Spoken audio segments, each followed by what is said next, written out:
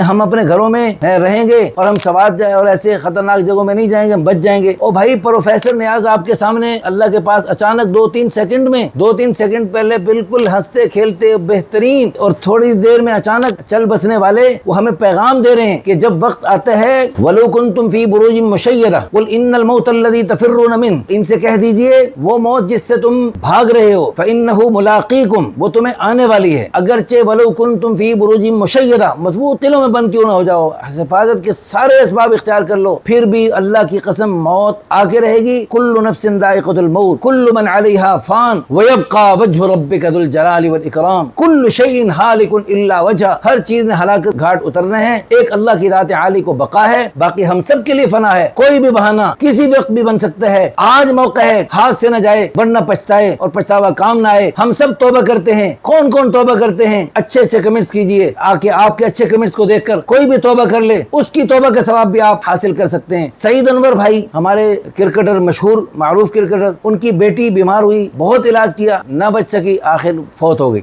دل نرم تھا، لوہا گرم تھا، تبلیغ والے اللہ ان کو بہت جزائے خیر عطا فرمائے، ایک پر محنت کرتے ہیں۔ سعید انور نے اپنی بیٹی کی موت سے عبرت حاصل کی کہ میری بچی، چھوٹی بچی مر سکتی ہے تو میں جوان کیوں نہیں مر سکتا، تو میں نے بھی مرنا ہے۔ یہ چھکے چوکے لگا رہا ہوں، مرتے ہی قبر میں تو نہیں چلیں گے، جو قبر میں سکہ چلتا ہے وہ میرے پاس ہے نہیں، جو میرے پاس ہے وہ قبر میں چلتا نہیں۔ اس نے پھر توبہ کی، اس نے پھر رجوع اللہ کیا اور تبلیغ والوں کے ساتھ مل کے الحمدللہ ایک زندگی میں خوبصورت انقلاب، خوشگوار انقلاب پیدا کیا، اور اللہ کے فضل و کرم سے سعید انور کے ذریعے بلا شبہ ہزاروں نہیں لاکھوں زندگیوں میں تبدیلی اور انقلاب آ رہا ہے۔ جنید جمشید کے ساتھ مل کر دنیا کے ملکوں کونے کونے میں جا کر اللہ کے دین کے پیغام کو پہنچایا، اللہ کے دین کو سربلند کرنے کے لیے کوشش کی، محنت کی۔ ایک بچی کی وفات ہزاروں لاکھوں لوگوں تک خیر کا پیغام پہنچنے کا ذریعہ بن سکتی ہے، اسی کی دعوت محنت کے ذریعے الحمدللہ یوسف یوحنا جیسے کرسچن اسلام میں داخل ہوئے اور محمد یوسف بن کر محمد یوسف نے کتنے خیر کے کام کیے، یہ سارا ثواب سعید انور کو مل رہا، اور اس سے ایک بچی کی وفات سے عبرت حاصل کی۔ ان 18 جانوں کی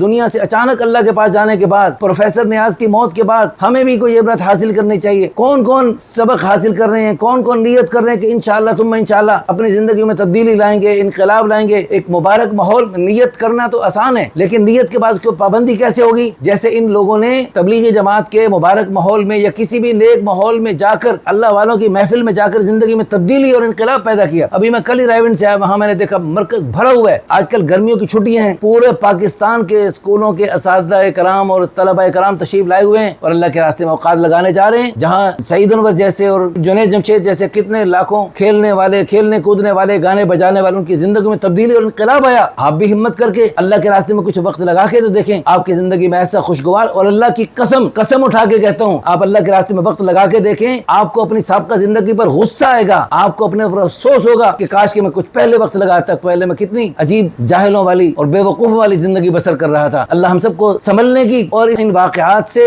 عبرت حاصل کرنے کی اور اپنی زندگیوں میں خوشگوار تبدیلی اور انقلاب پیدا کرنے کی اللہ ہمیں توفیق عطا فرمائے۔